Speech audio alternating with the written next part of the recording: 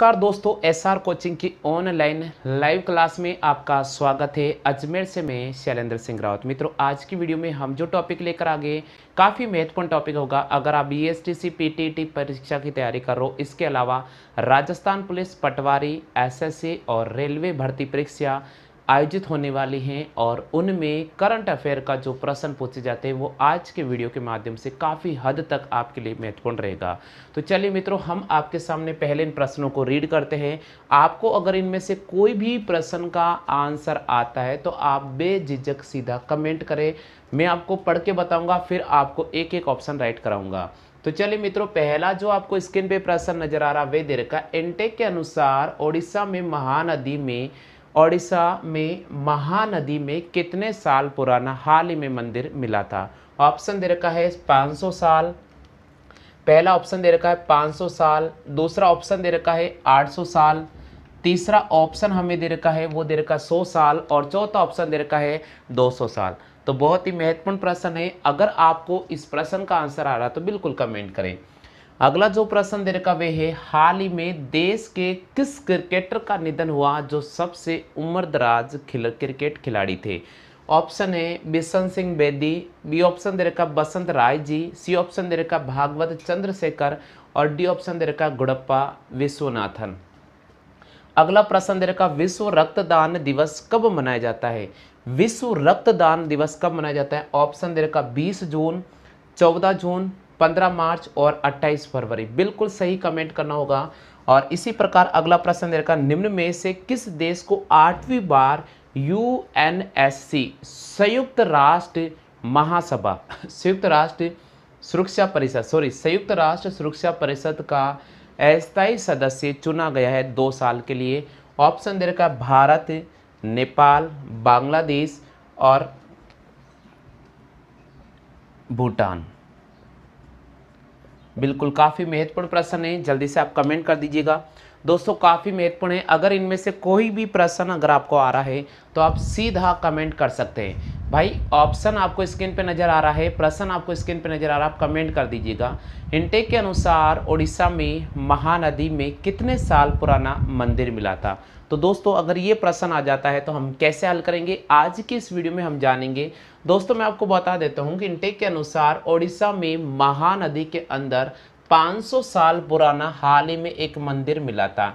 60 feet का ये मंदिर है, 60 फीट का ये मंदिर है और वहाँ के लोगों के या वहाँ के निवासियों के अनुसार ऐसा माना जाता है कि यहाँ पर पद्मावती नामक स्थल था जहाँ पर ये शिवजी का मंदिर है। और इस महानदी में आज से 150 साल पहले बाढ़ आई थी और बाढ़ आने के कारण यहाँ पर ये मंदिर पूरी तरह से जलमग्न हो गया। और ऐसा भी माना जाता है कि यह लगभग 7 गांव निवास करते थे, इसलिए इसको सप्त मंदिर के नाम से भी जाना जाता था। ये 500 साल पुराना मंदिर है जो महानदी के अंदर मिला है और 60 फीट इसकी लगभग ऊंचाई मानी जा रही है। इसी प्रकार अगला प्रश्न है, हाल ही में देश के किस क्रिकेटर का निधन हो गया जो सबसे उम्रदराज है? तो दोस्तों मैं आपको बता देता हूं, बहुत ही महत्वपूर्ण है। यहाँ पर हाल ही में किस देश के किस क्रिकेटर का निधन हो गया जो सबसे उम्रदराज है? तो हमें यहाँ पर बी ऑप्शन को राइट करना पड़ेगा, बसंत राय जी। हाँ दोस्तों मैं आपको बता देता हूँ, बसंत राय जी ने 1940 के दशक में प्रथम श्रेणी के अंदर 9 मैच खेले थे, कुल मिलाकर 277 रन बनाए। और इनके अगर सर्वाधिक स्कोर की बात की जाए तो काफ़ी महत्वपूर्ण प्रश्न। 1940 के दशक में बसंत राय जी ने प्रथम श्रेणी के 9 मैच खेले थे जिनमें कुल मिलाकर 277 रन बनाए और इनका जो उच्चतम स्कोर रहा है वह 68 रहा है। तो ये हाल ही में सबसे उम्रदराज हमारे भारतीय क्रिकेटर थे जिनका निधन हो गया था। अगला प्रश्न दे रहा है, विश्व रक्तदान दिवस कब मनाया जाता है? तो दोस्तों आपको याद रखना पड़ेगा 14 जून को विश्व रक्तदान दिवस मनाया जाता है। ऐसा क्या कारण है कि प्रतिवर्ष 14 जून को ही विश्व रक्तदान दिवस मनाया जाता है? इसका क्या कारण? सबसे पहले मैं आपको बता देता हूं कि वर्ष 2004 में ऐसा पहली बार विश्व रक्तदान मनाया गया था और इस मनाने का उद्देश्य WHO बिल्कुल विश्व स्वास्थ्य संगठन ने इसकी जारी और घोषणा की थी कि प्रतिवर्ष 14 जून को विश्व रक्तदान दिवस मनाया जाता है। क्योंकि रक्त के विभिन्न समूह की खोज की थी कार्ल लैंडस्टीनर ने। किसने की थी? कार्ल लैंडस्टीनर ने की थी, और उन्होंने रक्त के विभिन्न समूह, विभिन्न ग्रुपों के बारे में जानकारी दी थी, और उसके लिए उन्हें 1930 में नोबेल पुरस्कार से भी सम्मानित किया गया था। कार्ल लैंडस्टीनर का जो जन्म हुआ था वे हुआ था 14 जून 1868 में। 14 जून 1868 में इनका जन्म हुआ था। बस इसीलिए इनके जन्म दिवस के उपलक्ष्य पर इनकी जयंती के उपलक्ष्य पर ये दिवस मनाने की घोषणा की गई थी 2004 में। तो प्रश्न आता है कि विश्व रक्तदान दिवस कब मनाया जाता है? तो आपको क्या राइट करना पड़ेगा? आपको 14 जून को राइट करना पड़ेगा। अगला प्रश्न दे रखा है, निम्न में से किस देश को 8वीं बार यूएनएससी का अस्थायी सदस्य चुना गया है? ऑप्शन दे रखा भारत, बी ऑप्शन दे रखा नेपाल, सी ऑप्शन दे रखा बांग्लादेश, और डी ऑप्शन दे रखा भूटान। हमें यहां पर ए ऑप्शन को राइट करना पड़ेगा, भारत को।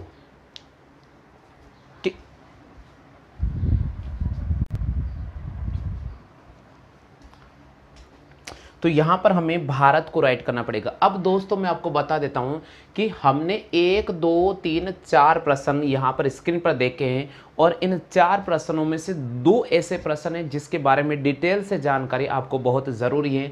तो उन 2 प्रश्नों को पहले मैं हल करा रहा हूं। हालांकि इंटेक के अनुसार ओडिशा में महानदी में कितने साल पुराना मंदिर मिला? 500 साल मिला है, और ये लगभग 500 साल पुराना मंदिर माना गया है, और 150 साल पहले यह बाढ़ आई थी। ठीक है, इसका ज़्यादा प्रश्न नहीं बन सकता है, बस ये लैंग्वेज याद रखनी पड़ेगी। हाल ही में देश के किस क्रिकेटर का निधन हुआ जो सबसे उम्रदराज है? बसंत राय जी है। 1940 के दशक के ये प्रथम श्रेणी के 9 मैच खेले थे, 277 रन इनका इन्होंने रन बनाए थे, और 68 इनका हाईएस्ट स्कोर था। चलो, ये 2 चीज़ तो आपको मिल चुकी है, इनके बारे में ज़्यादा डिटेल नहीं है। लेकिन अब हमें अगले ये जो तीसरा और चौथा प्रश्न यहाँ नजर आ रहा है, ये बहुत महत्वपूर्ण प्रश्न है, इनके बारे में आपको आना बहुत ज़रूरी है। तो चलिए दोस्तों, मैं इसके बारे में आपको डिटेल से समझा रहा हूँ। तो बीएसटीसी और पीटीटी की जो तैयारी करने वाले छात्र हैं वो वीडियो को पूरा देखें, अंत तक देखें, और मेरा निवेदन है आपसे कि भी वीडियो हमेशा आप कभी भी मैं आपको पढ़ाऊँ तो बिल्कुल लाइव पूरा ही देखें। चले हम बात करते हैं कि रक्तदान दिवस, बिल्कुल विश्व रक्तदान दिवस। विश्व रक्तदान दिवस भाई सबको पता होगा, अभी मैंने आपको बता दिया था कि प्रतिवर्ष 14 जून को विश्व रक्तदान दिवस मनाया जाता है। प्रतिवर्ष 14 जून को विश्व रक्तदान दिवस मनाया जाता है, सबको पता है। चलो क्यों मनाया जाता है, अगर प्रश्न आ जाए तो हम क्या बोलेंगे? हम इसलिए बोलेंगे कार्ल लैंडस्टीनर का जन्म हुआ था। कार्ल लैंडस्टीनर का जन्म हुआ था। कब हुआ था? तो इनका जन्म डेट आपको याद रखना पड़ेगा, 14 जून 1868 में हुआ था। यानी 14 जून 1868 में इनका जन्म हुआ था। अब कहाँ पर जन्म हुआ था? तो ऑस्ट्रिया में हुआ था। कहाँ पर जन्म हुआ था? ऑस्ट्रिया, यानी वियना के अंदर। ऑस्ट्रिया के वियना में हुआ था। अब दोस्तों इनके पास कौन कौन से देश की नागरिकता थी, चलो हम बात कर लेते हैं। कार्ल लैंडस्टीनर के पास अगर नागरिकता की बात करते हैं तो इनके पास नीदरलैंड की नागरिकता है। ठीक है, इनके पास नीदरलैंड की नागरिकता थी, यानी ऑस्ट्रिया की नागरिकता थी, इसके अलावा नीदरलैंड यूएस की इनके पास में नागरिकता थी। ठीक है, चलो हम आगे बढ़ते हैं। दोस्तों आपको पता होगा 1900 में इन्होंने रक्त की विभिन्न ग्रुप की खोज की थी। 1900 में इन्होंने रक्त के विभिन्न ग्रुप की खोज की थी, यानी रक्त की खोज की थी, और इसीलिए 1930 में इन्हें नोबेल के पुरस्कार से भी सम्मानित किया गया था। तो प्रश्न अगर बन जाए कि कार्ल लैंडस्टीनर को नोबेल पुरस्कार कब दिया गया, तो हमें राइट करना पड़ेगा 1930 में इन्हें नोबेल पुरस्कार दिया गया था। काफी महत्वपूर्ण प्रश्न है, 1930 में इन्हें नोबेल पुरस्कार भी दिया गया था। प्रश्न आ जाए तो इनका जो निधन हुआ था वे हुआ था 26 जून 1943। 26 जून 1943 में इनका क्या हो जाता है? निधन हो जाता है। तो ये आपके पास जो आज के जो सेट थे उसमें से काफ़ी महत्वपूर्ण जानकारी थी, वो मैंने आपको कवर करा दी है। रक्तदान दिवस, विश्व रक्तदान दिवस कब मनाया जाता है? प्रतिवर्ष 14 जून को मनाया जाता है। क्यों मनाया जाता है? कार्ल लैंडस्टीनर का जन्म दिवस के उपलक्ष्य में मनाया जाता है, जिनका जन्म 14 जून 1868 में हुआ था। ये ऑस्ट्रिया यानी इनका जन्म वियना में हुआ था। ऑस्ट्रिया के प्रसिद्ध जीव वैज्ञानिक और चिकित्सक भी थे। 1930 में इन्हें नोबेल का पुरस्कार दिया गया था। 1900 में इन्होंने रक्त के विभिन्न ग्रुपों की खोज कर दी गई थी। इनका निधन 26 जून 1943 में हुआ था। इनको कौन से देश की नागरिकता प्राप्त थी? इनको नीदरलैंड और यूएस की नागरिकता भी प्राप्त थी। पहली बार विश्व रक्तदान दिवस कब मनाया गया था? तो 2004 में मनाया गया था। इसकी घोषणा किसने की थी? तो WHO ने की थी। विश्व स्वास्थ्य संगठन ने इसकी घोषणा की थी। आगे समझ में? जल्दी से कॉपी कर लो। अब मैं आपके सामने जो अगला टॉपिक पढ़ाने जा रहा हूं वे पढ़ाने जा रहा हूं संयुक्त राष्ट्र सुरक्षा परिषद के बारे में, क्योंकि प्रश्न वहीं से भी घूम सकता है। हमने भी पढ़ा था कि भारत को 8 साल बाद में भारत को 8वीं बार संयुक्त राष्ट्र सुरक्षा परिषद का अस्थायी सदस्य बनाया गया। तो प्रश्न तो बनेगा कि स्थापना कब हुई, मुख्यालय कहां पर है, प्रश्न बनेगा। उसके बारे में हम आपको बिल्कुल डिटेल से समझा रहे हैं।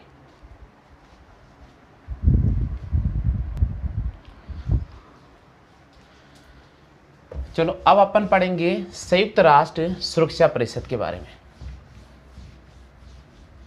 किसके बारे में पढ़ेंगे अपन? संयुक्त राष्ट्र सुरक्षा परिषद के बारे में पढ़ेंगे। ठीक है, चलो भाई, आपको पता होगा कि भारत को 8वीं बार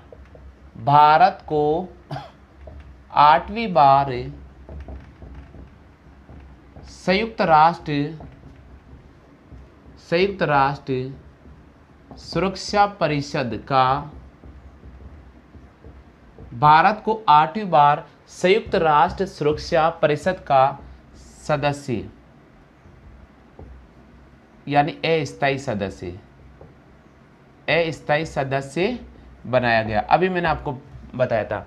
तो दोस्तों, जब भारत को 8वीं बार संयुक्त राष्ट्र का सुरक्षा परिषद का अस्थायी सदस्य बनाया गया था, तो भारत का कार्यकाल कब से कब तक रहेगा? तो 2020 और 2021, बिल्कुल 2020-2021, यानी कहने का मतलब 2 साल का ये कार्यकाल है जो 2021 और 22 में चलेगा, यानी 2021 और 2022 तक चलेगा। चलो, बहुत महत्वपूर्ण है। 2021 से शुरू होगा, 2022 तक चलेगा। 2 साल का इनका कार्यकाल है। अब सुनिएगा, मैं आपको बताता हूँ। भारत को जो अस्थायी सदस्य बनाया गया था, तो कितने साल के लिए बनाया गया? 2 साल का इनका कार्यकाल होता है। भारत को कौन सी बार बनाया गया? 8वीं बार बनाया गया। तो इससे पहले भारत कब बना था उसके बारे में बताऊं। देखिए मित्रों, एक तो बना था 1950 और 51 में, यानी 1950 और 1951 में भारत पहली बार संयुक्त राष्ट्र सुरक्षा परिषद का अस्थायी सदस्य देश बनता है। ठीक है, उसके बाद भारत बना था 1967 और 1968, यानी 1967-68 की अगर अपन बात करते हैं तो उसमें भी भारत इसका अस्थायी सदस्य बना था। उसके बाद बना था भारत 1972 और 1973 में, बिल्कुल 1972-73 में भारत बना था अस्थायी सदस्य। उसके बाद में भारत बना था 1977 और 1978 में। ठीक है, तो 1 2 3 4 आगे समझ में। उसके बाद बना था 1984 और 1985, यानी 1984 और 1985 में भारत इसका अस्थायी सदस्य था। उसके बाद अगर अपन बात करते हैं तो 1991 और 1992, तो 1991 और 1992 में भारत इसका अस्थायी सदस्य देश बनता है। उसके बाद 2000, बिल्कुल 2011 और 2012 में बनता है। और अभी कब बनेगा? तो अभी बनेगा 2021 और 2022, यानी भारत का कार्यकाल कब से शुरू होगा? 2021, 1 जनवरी 2021 से शुरू होगा, जो 31 दिसंबर 2022 तक रहेगा। 2 साल का इनका कार्यकाल रहेगा। आगे सभी को समझते हो? 1 2 3 4 5 6 7 8। चलो मित्रों, हम बात करते हैं इसके बारे में थोड़ी। संयुक्त राष्ट्र सुरक्षा परिषद क्या है? देखो, इसको UNSC भी बोला जाता है। क्या बोला जाता है? UNSC। UNSC का फुल फॉर्म क्या है? The United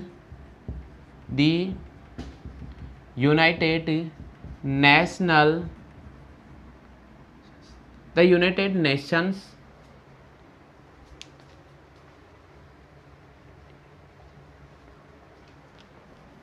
security, SECURITY, security council.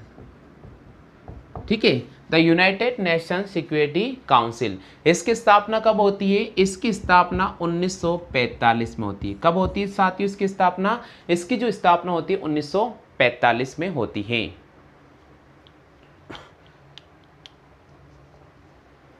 यानी 1945 में इसकी स्थापना होती है। तो कब होती है? 24 अक्टूबर 1945 को इसकी स्थापना होती है। इसके वर्तमान में 15 सदस्य देश हैं। कितने? यानी 15 जो सदस्य देश है उसमें से 5 जो सदस्य हैं वो स्थायी हैं, 5 जो सदस्य हैं वे स्थायी हैं, और 10 जो सदस्य होते हैं वे अस्थायी सदस्य होते हैं, जिनका कार्यकाल 2-2 साल के लिए होता है। यानी प्रत्येक वर्ष 5-5 सदस्यों को इसमें चुना जाता है।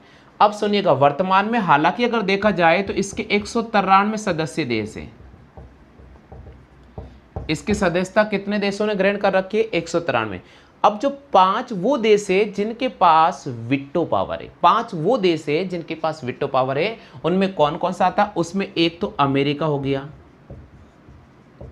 दूसरा उसमें चीन हो गया, तीसरा इसमें रूस हो गया, यूनाइटेड किंगडम हो गया, और एक हो गया फ्रांस। ये 5 एक ऐसे देश हैं जो इसके स्थायी सदस्य वीटो पावर, जो किसी भी देश या किसी भी परिवर्तन को लेकर अपनी पावर दिखा सकते हैं, अब मना कर सकते हैं, किसी विधेयक को ये मना कर सकते हैं। यानी अगर मान लीजिए कोई संशोधन विधेयक बन रहा है तो इनके पास पूरा अधिकार है, ये मना कर सकते हैं। ठीक है। और वीटो का मतलब ही होता है मैं मना करता हूं। क्या होता है? मैं मना करता हूं। आगे समझ में? तो एक बार इसकी कॉपी कर लीजिएगा, काफी महत्वपूर्ण है। जब इसके 193 सदस्य देश हैं और भारत इसका 8वीं बार संयुक्त राष्ट्र सुरक्षा परिषद का स्थायी सदस्य बना था, तो भारत को कितने वोट मिले थे? भारत को 193 में से 184 देशों ने समर्थन दिया था। यानी भारत को 184 देशों ने समर्थन दिया था। हालांकि भारत को इसका स्थायी सदस्य बनने के लिए 193 देशों में से 128 वोट आना बहुत ज़रूरी है। यानी जिस देश के पक्ष में 128 वोट चले जाते हैं वो इसका स्थायी सदस्य बन जाता है। तो भारत को कितने वोट मिले थे इस बार? 184 वोट मिले थे, जो अपने आप में एक बहुत बड़ी भारत की कामयाबी हो सकती है। तो 1945 से लेकर 1965 तक, यानी 1945 से लेकर 1965 तक इसमें 11 सदस्य, यानी 5 स्थायी सदस्य होते थे और 6 अस्थायी सदस्य होते थे। लेकिन 1965 में इसकी सदस्य संख्या में बढ़ोतरी की गई और इस प्रकार टोटल कितनी कर दी गई थी? 15 कर दी गई थी, जिसमें से 5 तो स्थायी सदस्य होते हैं और 10 अस्थायी सदस्य होते हैं। तो आ गया सभी को समझ में? चलो जल्दी से आप इसकी कॉपी जरूर कर लीजिएगा। कि ऑनलाइन लाइव क्लास में आपका स्वागत है। अजमेर से मैं शैलेंद्र सिंह रावत। मित्रों, आज की वीडियो में हम जो पढ़ने जा रहे हैं वे पढ़ने जा रहे हैं करंट अफेयर का बहुत ही महत्वपूर्ण घटना चक्र। और इस करंट अफेयर के महत्वपूर्ण घटना चक्र में आज जो हम पहला टॉपिक पढ़ेंगे वे पढ़ेंगे कि AIBB ने भारत को $750 मिलियन की आर्थिक सहायता उपलब्ध कराने की घोषणा की है। यानी हम कहते हैं कि कोविड-19 नामक महामारी को देखते हुए AIIB ने भारत को $750 मिलियन की आर्थिक सहायता राशि देने की घोषणा की है। तो बहुत ही महत्वपूर्ण ये टॉपिक है, चर्चित में भी है और काफ़ी महत्वपूर्ण रहेगा। कोविड-19 का मुकाबला करने के लिए कोविड-19 का मुकाबला करने के लिए कोविड-19 का मुकाबला करने के लिए AIIB ने भारत को $750 मिलियन की राशि, $750 मिलियन की राशि देने की घोषणा की। डॉलर की राशि देने की घोषणा की है, देने की घोषणा की है। ठीक है। अब भाई मैं बता देता हूँ कि ये क्यों महत्वपूर्ण है। सबसे पहले आपको ये जानकारी रखनी होगी कि कोविड-19 ये जो महामारी है इसका भारत डटकर मुकाबला कर रहा है। इस दौरान भारत की आर्थिक स्थिति काफ़ी नीचे जा रही है। उस आर्थिक स्थिति और विकास दर में रुकावट पैदा नहीं हो, उसके लिए AIIB बैंक ने भारत को $750 मिलियन की राशि की घोषणा की है, आर्थिक सहायता की घोषणा की है। अब प्रश्न आता है कि भाई AIIB क्या है? कई बार प्रश्न आता है कि AIIB क्या है या इसका पूरा फुल फॉर्म क्या है। तो इसका जो पूरा फुल फॉर्म है the Asian infrastructure investment bank, इसका पूरा नाम है, द एशियन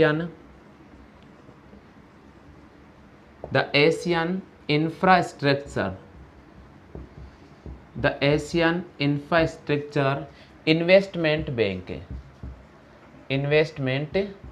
बैंक, यानी इसका ही पूरा मैंने नाम लिख दिया, कहीं बार आ जाए तो द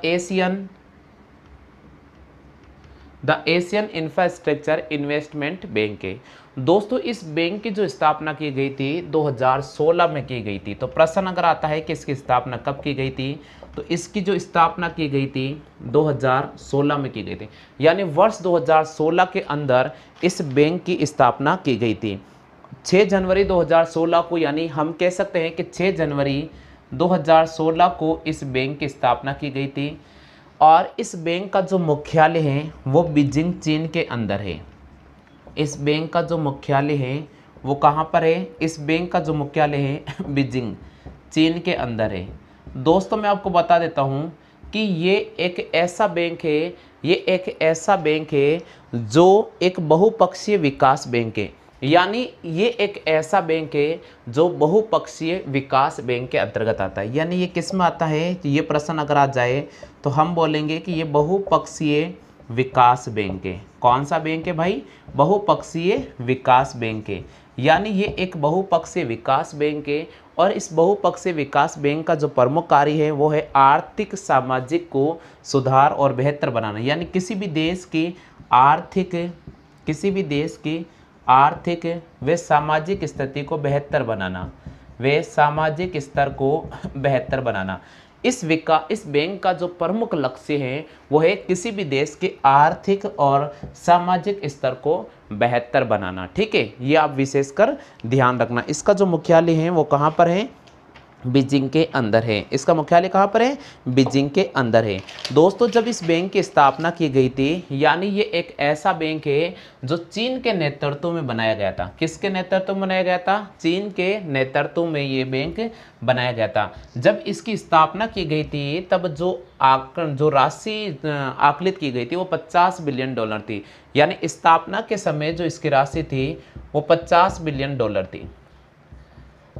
कितने थे, 50 बिलियन डॉलर। बैंक की जब स्थापना की गई थी तो 12 इसके प्रमुख सदस्य थे।